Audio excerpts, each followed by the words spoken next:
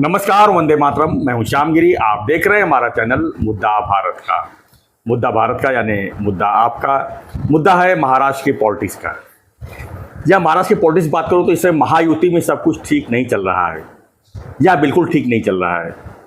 एकनाथ शिंदे जी हो, चाहे देवेंद्र फडणवीस हो, चाहे एक अजित पवार, तीनों जन का कॉम्बिनेशन अगर देखा जाए तो पिछले हम 2-3 महीने में अगर इन लोगों की भाषण भी देखें तो उसमें कुछ ना कुछ विरोधाभास दिखता हुआ नजर आ रहा है। अभी कुछ दिन पहले देवेंद्र फडणवीस ने सीधा सीधा कह दिया था कि स्पीक के मामले में, संवाद के मामले में एकनाथ शिंदे और अजित पवार दोनों भी ठीक नहीं हैं। एक इंग्लिश इंटरव्यू में उन्होंने कहा था। उसके बाद से भी काफ़ी चीज़ें सामने आई हैं। देखा है तो एकनाथ शिंदे के जब मुख्यमंत्री थे तो कई प्रोजेक्ट उन्होंने लॉन्च किए थे। कोस्टल रोड था थाने का, घोड़बंद रोड का किला रोड है, इन सब के ऊपर ऑडिट हो गया है। यहाँ तक कि सुप्रीम कोर्ट में मामला तक गया। और एक तरह से देखा जाए तो इसके ऊपर एकनाथ शिंदे जी बैकफुट पे भी आ गए हैं। तो इसमें जो है, इसमें विरोधी तो मजबूत नहीं है, लेकिन संजय राउत को भी इसमें बोलने का मौका बार बार मिलते ही जा रहा है। और संजय राउत तो बार बार यही कह रहे हैं कि महायुति यानी कि सब कुछ जो है ठीक नहीं है, यानी कि जो लोगों ने सरकार चुना था उनके साथ विश्वासघात हुआ है। तो इस तरह से देखा जाए तो हम कह सकते हैं कि देवेंद्र फडणवीस जी की जो भूमिका है वो अमित शाह, महाराष्ट्र के अमित शाह बने हुए हैं। यानी कि देवेंद्र फडणवीस के खिलाफ जो ने जिसने कारस्तानी किया हुआ है, चाहे फ्यूचर में, चाहे पास्ट में या प्रेजेंट में, उसके ऊपर जो है बड़ा जो है घात लग रहा है। आज हमारा चर्चा का विषय यही है कि महाराष्ट्र के अमित शाह बन गए हैं देवेंद्र फडणवीस। ये हमारा टाइटल है। हम इसी पर चर्चा करेंगे। क्या ये बात सही है? इससे क्या महाराष्ट्र के विकास पर, इससे क्या महाराष्ट्र की राजनीति पर क्या असर पड़ेगा, इसके ऊपर हम जानने की कोशिश करते हैं। हमारे साथ में नवभारत के वरिष्ठ पत्रकार सूर्यप्रकाश मिश्रा जी।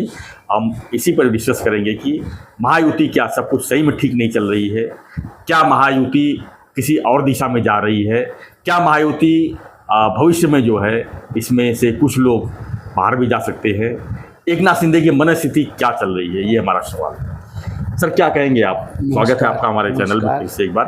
देखिए, राजनीति में सबकी अपनी अपनी महत्वाकांक्षाएं होती हैं जी।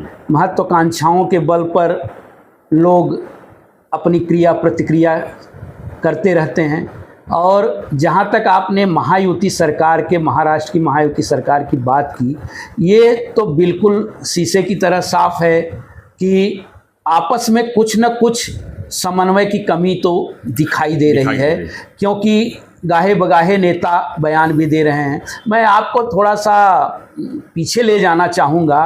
बात आपने कही कि मुख्यमंत्री देवेंद्र फडणवीस जी महाराष्ट्र के अमित शाह बन गए हैं। इसमें भी कोई संदेह नहीं है कि देवेंद्र फडणवीस जी अमित शाह जी की तरह ही थोड़े से व्यवहार, विचार और वो रखते हैं। राजनीति में के पक्के खिलाड़ी हैं, इसको उन्होंने बार बार साबित कर दिया है। आप पीछे देखिए, लोकसभा चुनाव के पहले जब मराठा आंदोलन चल रहा था तो ऐसे लग रहा था, और उसके बाद लोकसभा चुनाव हुआ और महाराष्ट्र में बीजेपी को बहुत कम सीटें मिली और 9 सीटें, 28 सीटों से 9 सीटों पे बीजेपी आ गई। बीजेपी को एक तरीके से करारी हार का सामना करना पड़ा और उस समय देवेंद्र फडणवीस जी खुद विलेन बन गए। जी, रिजाइन तक करने, हाँ, कि भाई ये रिजाइन तक कि मेरे कारण। और उसी 6 महीने बाद चुनाव होता है और बम्पर जिसको बोलते हैं ऐतिहासिक जीत इनको महायुति को मिलती है। उसमें निस्संदेह उस समय के तत्कालीन मुख्यमंत्री रहे एकनाथ शिंदे जी का काफ़ी योगदान रहा। उन्होंने जो फटाफट निर्णय लिए, फटाफट उन्होंने लोगों को राहत देने का प्रयास किया, चाहे लाडली बहना हो, चाहे एसटी बस में मुफ्त प्रवास हो, मतलब वो अलग अलग मॉडल उन्होंने अपना के इस सरकार को बहुत भारी बहुमत से लाए। लेकिन आप ये चीज़ें भी देखिए कि फडणवीस जी ने उसके बाद जब सरकार गिरी थी तब कहा था, देखिए मेरा पानी उतरता देख, मेरे किनारे पे घर मत बसा लेना, मैं समंदर हूँ, वापस लौट कर आऊंगा। और समुद्र साथ ही आए। और समंदर जब वापस लौट कर आता है, सुनामी लेकर आता है, तो सुनामी लेकर आता है, और सुनामी लेकर आए। और वो सुनामी लेकर आए। उस सुनामी का जो बोलते हैं ना, उसका असर अब तक इस सरकार में दिखाई दे रहा है। उन्होंने आते ही विभिन्न विभागों की ऑडिट, और सबसे बड़ा ये पीए और उनके जो मंत्रियों के पीए का मामला है। अभी भी देखिए आप 2 जिलों के जो पालक मंत्रियों का विवाद चल ही रहा है, तो थोड़ी सी समन्वय की कमी तो दिखाई दे रही, लेकिन उसी तरह वो एकदम से फ्री हैं, मतलब 140 से ज़्यादा विधायक उनके पास हैं। देखिए राजनीति में देखिए मौके का एक अलग महत्व होता है श्याम भाई, तो उसमें जो है ना, उसमें वो परिपक्वता के साथ वो जान रहे हैं कि मेरी सरकार को कोई डर नहीं, कोई कुछ भी बोले मैं बिंदास रहूंगा। तो ये फडणवीस जी की, लेकिन यहाँ पर बिंदास वाली, आप अभी बिंदास रह के कुछ भी कर सकते हो जी, 2029 तक आपको कोई प्रॉब्लम नहीं जी जी। लेकिन ये राजनीति है, राजनीति में कम ज्यादा होता है। आप देखिए कि मोदी जी केंद्र में, देखिए मोदी जी जिस तरह से 2014 में आए, 2019 में आए, लेकिन 2024 देखिए 2024 में उनको बैक तो राजनीति में कभी प्राउड नहीं करना चाहिए कि हमारा कोई कुछ नहीं कर सकता। निश्चित रूप से, लेकिन राजनीति में ये भी है कि राजनीति में जब मौका मिलता है ना, तो उसका जो बोलते हैं ना, वो उसका असर वो दिखता ही दिखता है।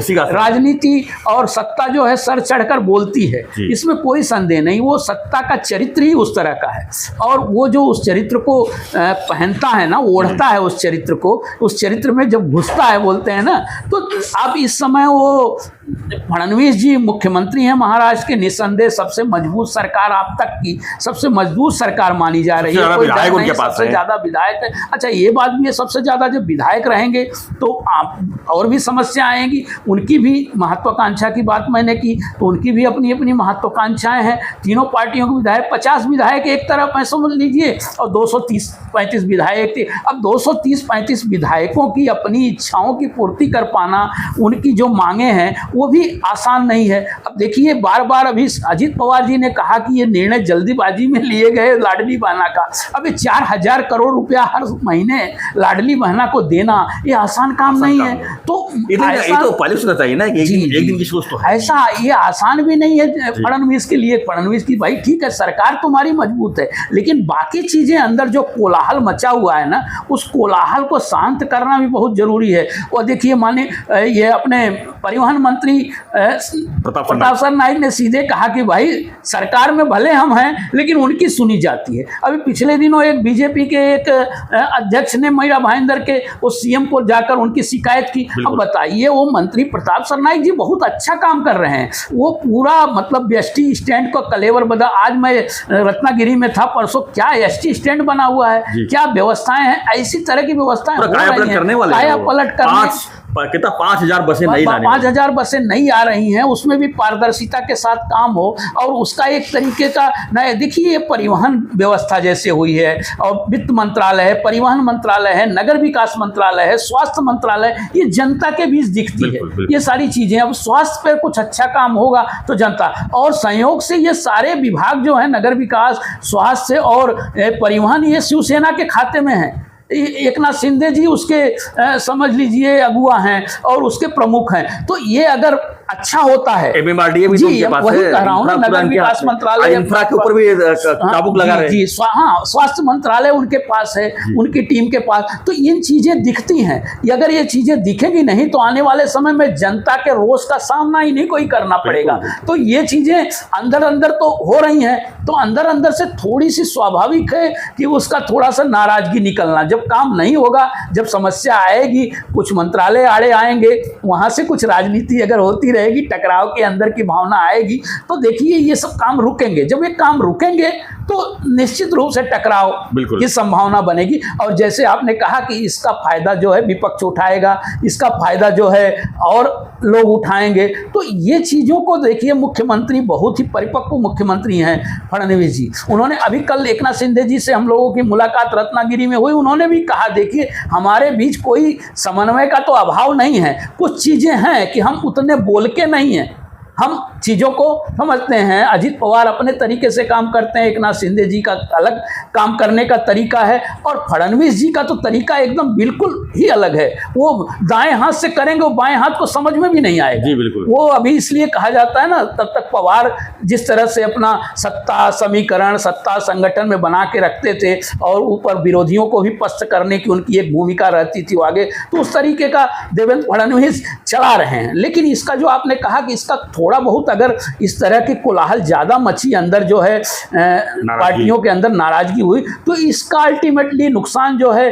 पार्टी को नहीं भुगतना पड़ेगा, सत्ता को तो भुगतना पड़ेगा, नागरिकों पर भी इसका असर पड़ेगा। आगामी आने वाले महापालिका के, नगर पालिका के चुनाव हैं, अगर इस तरह की इनकी भूमिका रही तो आगे इसका फायदा जो है विपक्षी तो उठा ही सकते हैं और आपस में भी स्थितियां बदलेंगी। अब देखिए एक तरफ हो रहा है ना, इन सारी चीज़ों को हो रही, बीजेपी भी बैकफुट, अभी मनसे और यूबीटी धीरे धीरे इन चीज़ों को देखते हुए नज़दीक आ रहे हैं। देखिए राजनीति में मौका परस्ती और राजनीति एक दूसरे के पूरक हैं। जब मौका मिलेगा, जहां फिल इन द ब्लैंक्स रहेगा, वहां घुस जाएंगे लोग और उसमें अपना वो भविष्य तलाशने लगेंगे। तो इस तरीके का जो ये आप बोल रहे हैं ना, माहौल जो चल रहा है सब कुछ ठीक ठाक नहीं का, ये थोड़ा सतह पे दिखाई देने लगा है। लेकिन इसके लिए तीनों पार्टियों में समन्वय किस हद तक होता है। आप देखे होंगे पिछली बार ऑल पार्टियों का इनका एक समन्वय की भूमिका बनी थी पिछली सरकार में, एक समन्वय समिति बनी थी तीनों सरकारों के बीच में, तीनों सरकारों के कुछ वरिष्ठ मंत्री होते थे, वो सब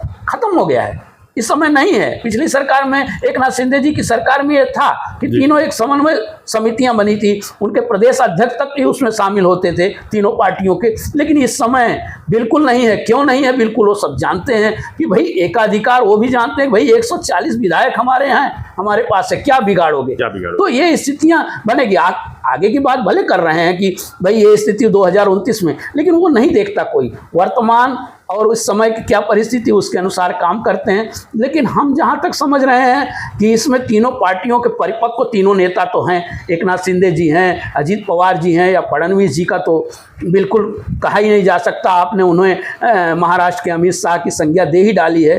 तो कुछ ना कुछ देखते हैं, अभी और भी कुछ निकलने वाला है, और भी नाराजगी इसमें प्रकट होने वाली है, और भी कुछ छोटे मोटे, बड़ा बम तो नहीं कहता, लेकिन छोटे छोटे बम जो हैं इस तरह से फोड़े जाते रहेंगे और हम मीडिया को और लोगों को मसाला मिलता रहेगा। यही मेरा मानना है। कोई दो राय नहीं इसमें मिश्रा जी। तो फ्रेंड्स, हमारी चर्चा ये थी कि देवेंद्र फडणवीस इस समय जो भूमिका निभा रहे हैं, चाणक्य की भूमिका निभा रहे हैं, अमित शाह की भूमिका निभा रहे हैं महाराष्ट्र के लिए, तो इससे हमारा चर्चा भी था। दिखा है देवेंद्र फडणवीस जी 2014 में जब मुख्यमंत्री बने थे तो उनके सामने जो है काफ़ी चीज़ें थी, और बीजेपी जो है तलाश रही थी कोई ऐसा नेता महाराष्ट्र ढूंढा जाए जो लंबे रेस से घोड़ा हो। उसमें उन्होंने देवेंद्र फडणवीस को पाया, और देवेंद्र फडणवीस में परिपक्व भूमिका निभाते हैं 2014 से लेकर 2019 तक। जिस तरह से उन्होंने काम किया, जिस तरह से अपनी राजनीति की, उसको देखकर वो खुद ही कहने लगे कि मैं पुनः ये बात अलग थी कि उद्धव ठाकरे जो है कुर्सी खातिर अलग हो गए, लेकिन वो पुनः तो आ ही गए थे। लेकिन राजनीति है, इसमें थोड़ा सा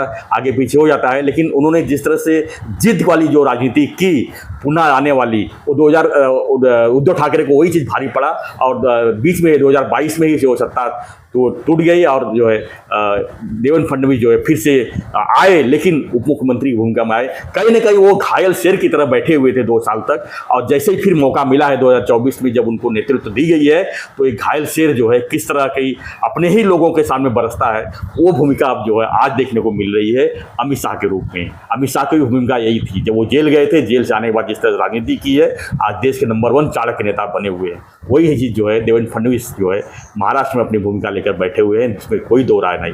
फ्रेंड, आपकी क्या प्रतिक्रिया है इस पर हमें कमेंट मार्क जरूर लिखिए, और ऐसी खबरों के लिए बने रहिए हमारे साथ, देखते रहिए चैनल को, और चैनल को लाइक शेयर सब्सक्राइब। धन्यवाद। जय हिंद, जय महाराष्ट्र।